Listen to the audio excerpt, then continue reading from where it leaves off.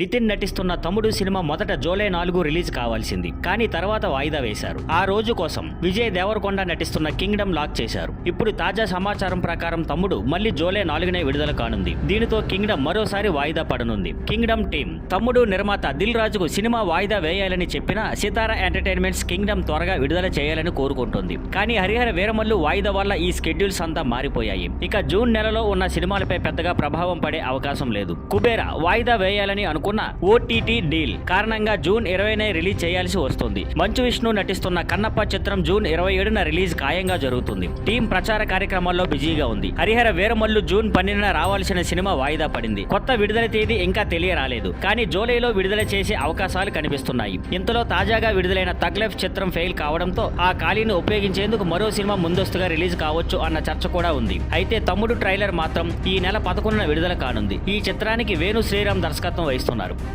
Thank you for watching. Please like, share and subscribe.